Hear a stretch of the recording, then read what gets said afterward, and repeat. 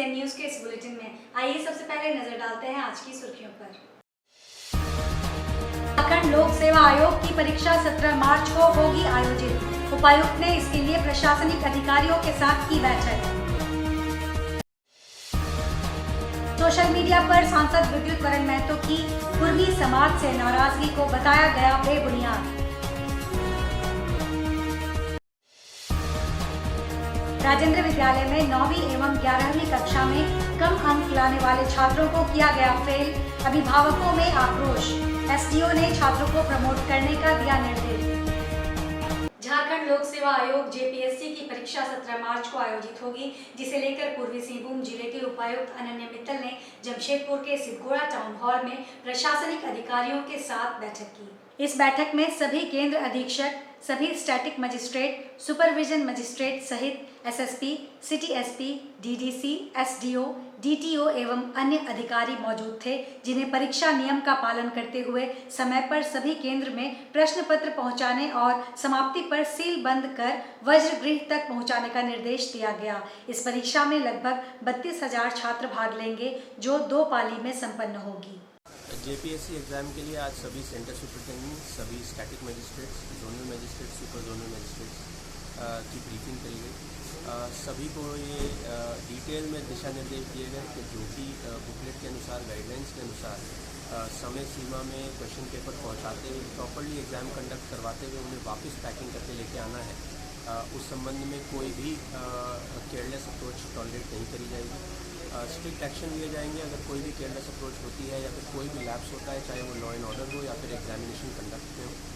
सभी मजिस्ट्रेट्स को इन्फॉर्म किया गया कि झारखंड रिक्रूटमेंट एग्जाम्स में prevention of unfair means act जो लाया गया है, उसके तहत जो भी प्रोविजन आते हैं उस बारे में भी डिटेल किया गया और उन्हें बताया गया कि अगर कोई भी अप्रोच केयरलेस अप्रोच होती है तो उसी एक्ट के तहत कार्रवाई की जाएगी।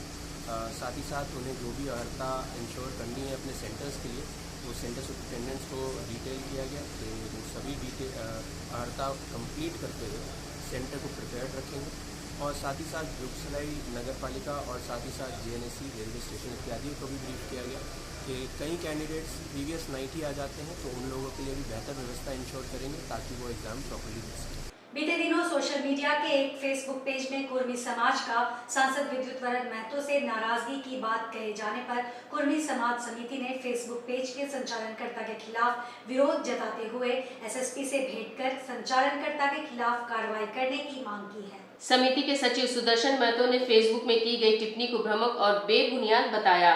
सांसद के प्रति समाज की किसी प्रकार की नाराजगी नहीं है, पूरा समाज सांसद का समर्थन करता है। कुर्मी समाज के लोगों ने कहा कि गलत पोस्ट का उपयोग समाज के नाम पर किया गया। जिन लोगों ने हमारे समाज और सांसद को बदनाम करने की साजिश की है, जिला प्रशासन उन्हें चिन्हित कर कार्रवाई करे, नहीं तो जोरदार आंदोलन होगा।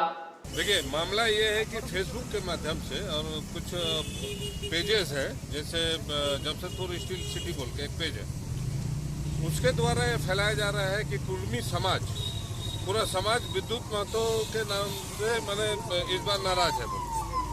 तो ये जो समाज को बोला जा रहा है, इसके विरुद्ध में सारे समाज के जितने भी संगठन है कि किस समाज में ये बात फैला है, इस तरह का तो कोई हमारे यहाँ कुछ है नहीं। हम लोग ये खुश हैं कि विद्युत महतो, जबकि हमारे समाज के लोग हैं, उनको टिकट मिला है। हम लोग तैयारी कर रहे हैं, उनको जिताना है तीसरी बार। और इस तरह के समाज के नाम से उल्टा पुल्टा बात फैलाया जा रहा है, बरगलाया जा रहा है, जिसके लिए हम लोग ये एसपी साहब के साथ पास ये डिमांड करने आए हैं कि इसके खिलाफ में कानूनी कार्रवाई हो। व्यक्ति विशेष का नाम लेना तो उचित नहीं है, लेकिन वो जो फेसबुक पेज है उसका नाम है जमशेदपुर स्टील सिटी। राजेंद्र विद्यालय के लगभग 150 बच्चों को 9वीं एवं 11वीं कक्षा में कम अंक लाने के कारण रोक दिया गया था, जिसके कारण बच्चों का भविष्य अधर में लटक गया था, जिसका विरोध बच्चों के अभिभावकों ने किया था। प्रिंसिपल जयंती सिंह ने कहा कि हम बोर्ड के नियमानुसार बच्चों को रोके हैं। इस पर अभिभावकों का कहना था कि अगर बच्चे के अंक कम आए हैं तो उसके जिम्मेवार केवल अभिभावक हैं या स्कूल की शिक्षा प्रणाली और टीचर हैं। यह मामला जब जमशेदपुर एसडीओ के पास पहुंचा तो बच्चों के भविष्य का ध्यान रखते हुए उन्होंने स्कूल के साथ एक एग्रीमेंट कराया और बच्चों को 1 महीने में अपने आप को साबित करने को कहा और उन्हें प्रमोट करने का निर्देश प्रिंसिपल को दिया, जिससे सभी अभिभावकों ने राहत की सांस ली है। यह जानकारी राणा प्रताप सिंह एवं अधिवक्ता अंजुवर देवर्षि ने मीडिया को दी है। आपका पहले तो बहुत हेल्पफुल रही, ठीक है, अपना बहुत प्रीशियस टाइम से निकाल के हमारे लिए उन्होंने समय निकाला और जो हमने कल एप्लीकेशन दिया था बहुत फॉरेन मैम ने काम किया, ठीक है। कल रात को मैम ने गोपनीय में हमसे एप्लीकेशन सबमिट करा के सुबह सुनवाई चालू कर दी। स्कूल एडमिनिस्ट्रेशन को बुलाया गया था और हमारी पक्ष की सारी बात मैम ने रखी और स्कूल एडमिनिस्ट्रेशन के पास कोई पॉइंट था नहीं जिससे वो हमें झुटला सके या हमें किसी भी तरीके से डिफीट किया जा सके, ठीक है। और इसके अगर मैम ने बहुत कोऑपरेट किया, हम भले इंतज़ार बहुत किए बट एट द एंड हमारे फेवर में ही सॉल्यूशन आया है। मैम ने हमें एक मौका ज़रूर दिया है और हमारे बच्चे ज़रूर प्रूफ करेंगे जो भी स्कूल के बीच में हमारे साथ एग्रीमेंट हुआ है कि स्कूल ने जो भी अपनी गलतियों की वजह से बच्चों का इतना सारा रिजल्ट रोक दिया था, वो बच्चे फ्यूचर में अभी 1 महीने में अपने आप को प्रूफ कर देंगे और इसी बेसिस पे ये जो एग्रीमेंट स्कूल और बच्चों के बीच हुआ है उनके पेरेंट्स के थ्रू वो प्रमोट कर दिए गए हैं। और दोस्तों नमस्कार, मैं आनंद सिंह, ज्योतिष सम्राट, वास्तुशास्त्र सम्राट और तंत्र सम्राट। क्या आप लोग अपनी ज़िंदगी में बहुत परेशान हैं? आप लोगों का ज़िंदगी का समस्या का समाधान आप नहीं कर पा रहे हैं, जैसा कि हो सकता है कि आपका राहु का दोष हो, मंगल का दोष हो, शनि का दोष हो, या फिर आपका ग्रह नक्षत्र खराब है, या फिर आपका फैमिली में प्रॉब्लम हो, आपका फैमिली में किसी ने काला जादू कर दिया हो, या फिर हस्बैंड वाइफ का रिलेशन ठीक नहीं है, बच्चे का एजुकेशन का प्रॉब्लम है, शादी का प्रॉब्लम है, डिवोर्स का प्रॉब्लम है, प्यार मोहब्बत का प्रॉब्लम है, प्रॉपर्टी का प्रॉब्लम है, जॉब का प्रॉब्लम है, बिज़नेस अच्छा से नहीं चल रहा, बिज़नेस का प्रॉब्लम है, या फिर एंटरटेनमेंट इंडस्ट्रीज़ में है वहाँ पर भी प्रॉब्लम फेस करना पड़ रहा है, पॉलिटिकल क्षेत्र में वहाँ भी प्रॉब्लम फेस करना पड़ रहा है, दुश्मन बहुत हो गया है, दुश्मन से छुटकारा नहीं मिल पा रहा है, तो चिंता ना करें, आपका सब समस्या का समाधान है हमारे पास। हमारे इस दिए हुए नंबर पर आप हमसे जल्द से जल्द संपर्क करें। धन्यवाद। जमशेदपुर लोकसभा सीट पर चुनाव का ऐलान हो गया है। यहाँ छठे चरण में चुनाव होगा। जमशेदपुर में 25 मई को मतदान होगा। मतों की गणना 4 जून को की जाएगी। इसके बाद 6 जून को चुनाव प्रक्रिया संपन्न हो जाएगी। 18,41,646 मतदाता अपना नया सांसद चुने। डीसी अनन्य मित्तल ने डीसी ऑफिस में शनिवार को प्रेस कॉन्फ्रेंस कर बताया कि जमशेदपुर लोकसभा सीट के लिए 29 अप्रैल से लोग नामांकन दाखिल कर सकेंगे। 6 मई तक नामांकन पत्र दाखिल किए जा सकेंगे। 7 मई को नामांकन पत्रों की जांच होगी। 9 मई को प्रत्याशी अपने नाम वापस ले सकेंगे। इसके बाद प्रत्याशियों की अंतिम सूची जारी होगी। डीसी अनन्य मित्तल ने प्रेस कॉन्फ्रेंस में बताया कि जमशेदपुर पश्चिम में मतदाताओं की संख्या सबसे अधिक है। यहाँ 3,73,979 मतदाता हैं। सबसे कम 2,38,733 मतदाता बहरागोड़ा में हैं। जमशेदपुर ईस्ट में 3,26,367 मतदाता, जुगसलाई विधानसभा क्षेत्र में 3,41,765 मतदाता, घाटशिला विधानसभा क्षेत्र में 2,54,228 मतदाता, पोटका विधानसभा क्षेत्र में 3,06,574 मतदाता हैं। पुरुष मतदाताओं की संख्या 9,24,246 है। महिला मतदाता 9,17,272 हैं। मतदान संपन्न करने के लिए जिले भर में 1,887 मतदान केंद्र बनाए गए हैं। यह मतदान केंद्र 1,134 भवनों में बनाए गए हैं। एसडीओ धालभूम पारुल सिंह ने बताया कि लोकसभा चुनाव के दौरान हथियार लेकर चलने पर पाबंदी रहेगी। कोई भी व्यक्ति हथियार लेकर चलता हुआ पाया जाएगा तो उसके खिलाफ कार्रवाई की जाएगी। एसटी टीम और एसएसटी टीम सभी जगहों पर अपना कार्य करना शुरू कर देगी।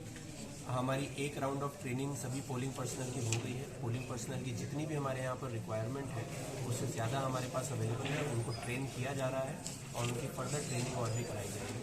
साथ ही साथ हमारे सभी जो रोल अपडेशन है वो किया जा चुका है। उसमें हमारे पास अब फॉर्म 7 और फॉर्म 8 की प्रक्रिया को बंद करते हुए फॉर्म 6 की प्रक्रिया अभी भी जारी रहेगी। तो कोई भी नए वोटर हैं वो अभी भी एनरोल किए जा सकते हैं। साथ ही हमारे यहाँ पर वेरियस निर्वाचन के लिए कोषांग जो है वो एक्टिव किए जा चुके हैं। उन सभी में वरीय पदाधिकारी, प्रभारी पदाधिकारी एक्टिव रहेंगे। सभी के लिए सहायक प्रभारी भी हैं जो कि उस सभी कोषांगों में अपना कार्य देखेंगे। इसके साथ साथ ADM law and order MCC कोषांग के वरीय रहेंगे और दोनों एसडीएम जो है वो प्रभारी रहेंगे। इससे रिलेटेड इलेक्शन से रिलेटेड सभी प्रक्रिया जो है वो पूर्ण की जा रही है। अब 72 आवर्स की SOP कार्य करेगी, जिसके तहत हम लोग एक एक कोषांग को एक्टिव करेंगे। MCMC टीम जो हमारी मीडिया मॉनिटरिंग के लिए है उसको हम लोग एक्टिव करेंगे, और उसके लिए हमारी जो कमेटी बनाई जाती है उसमें से जिला जनसंपर्क पदाधिकारी जो है वो सदस्य सचिव हैं। देखिए, लोकसभा चुनाव की तिथि ऐलान होने के बाद आदर्श आचार संहिता लागू हो गई है, और उसको ध्यान में रखते हुए जो भी प्रोटोकॉल्स हैं उनका पूरी तरीके से पालन किया जाएगा। और ख़ास तौर पर अगर सुरक्षा की हम लोग बात करें, स्वतंत्र और निष्पक्ष निर्वाचन की बात करें, तो उसको ध्यान में रखते हुए जो प्रिवेंटिव एक्शंस रिक्वायर्ड है वो प्रिवेंटिव एक्शन CRPC की डिफरेंट धाराओं के अंतर्गत या CCA एवं अन्य जो कानून है उनके अंतर्गत लगातार किए जा रहे हैं। उसमें और भी ज़्यादा तेजी लाई जाएगी, जिससे किसी भी प्रकार से चुनाव की प्रक्रिया को कोई भी असामाजिक तत्व प्रभावित ना कर सके। इसके अलावा जो भी वारंट और कुर्की जो भी हिस्ट्री शीटर्स के खिलाफ या अपराधियों के खिलाफ लंबित है थानों में, उसको भी मिशन मोड में लेकर के उनके निष्पादन का निर्देश दिया गया है, जिसकी लगातार मॉनिटरिंग की जाएगी। इसके अलावा जो FSTs और SSTs हैं वो आज से फंक्शनल हो जा रही हैं 3 पर कॉन्स्टिट्यूएंसी, यानी कि टोटल 18 FST और SST भी उसी संख्या में।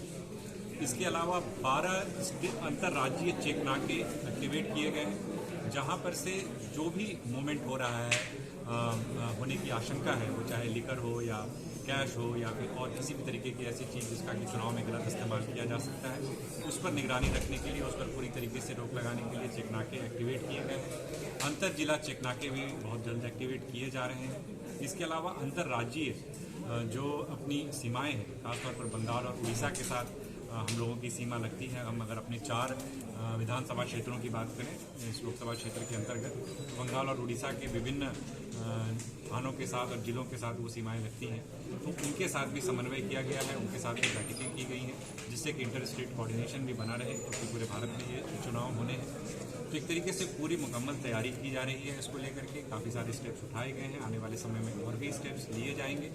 और साथ ही साथ अगर हम सुदूर क्षेत्रों की बात करें, नक्सल प्रभावित क्षेत्रों की बात करें, तो वहाँ को लेकर के भी विशेष तौर पर रणनीति बनाई गई है। और जैसे पूर्व में जिस प्रकार से शांतिपूर्ण तरीके से यहाँ चुनाव होते रहे, इस वर्ष भी प्रशासन और पुलिस का एक समेकित प्रयास है कि हम लोग बिल्कुल शांतिपूर्ण तरीके से चुनाव संपन्न करें। जमशेदपुर प्रखंड में विधवा वृद्धा पेंशन के लिए लोग ब्लॉक के चक्कर लगा रहे हैं। इसके बावजूद भी इन लोगों की समस्या का समाधान नहीं हो पा रहा है। जुगसलाई, बागबेड़ा सहित अन्य क्षेत्रों से लोग कई बार ब्लॉक आ चुके हैं। ब्लॉक के पदाधिकारी नहीं रहने, सही बातों से आवेदकों को अवगत नहीं कराने से वे लोग बराबर ब्लॉक आना जाना कर रहे हैं, मगर पेंशन की उनकी क्या स्थिति है ब्लॉक के पदाधिकारी कर्मचारी नहीं बता पा रहे हैं, जिसके चलते वे लोग परेशान हो चुके हैं। एक तरफ सरकार पेंशन देने की घोषणा कर रही है, वहीं दूसरी तरफ पेंशन से लोग वंचित हो रहे हैं।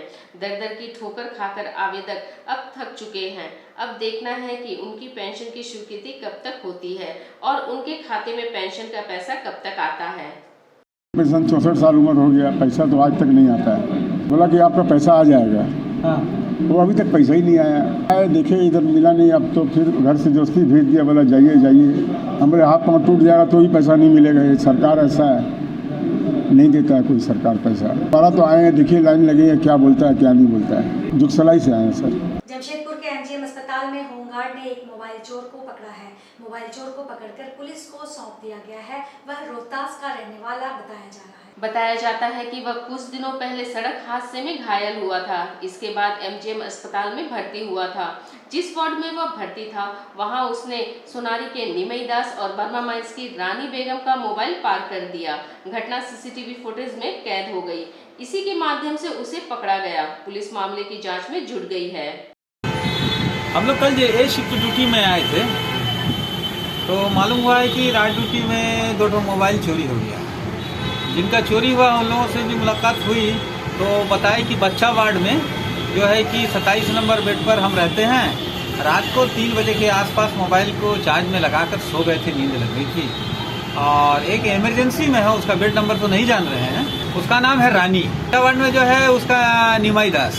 और जब रात ड्यूटी वाले चले गए तो हल्ला हुआ कि हाँ मोबाइल चोरी हुआ है।